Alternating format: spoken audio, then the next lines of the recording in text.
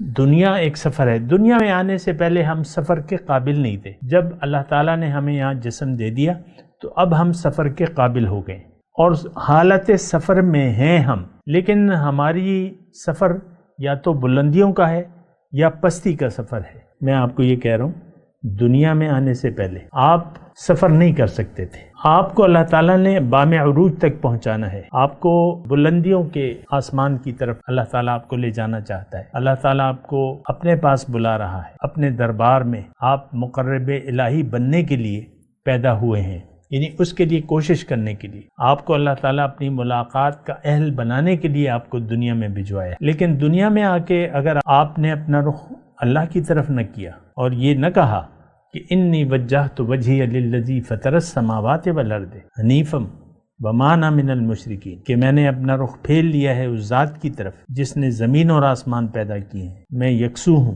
میں مشرکوں میں سے نہیں ہوں. اگر آپ نے ایسے نہ کہا تو اب آپ کا سفر، آپ کہیں یا نہ کہیں، جو بھی ہوگا وہ پستیوں کی طرف ہوگا. یہ ایک بات نوٹ کر لیں.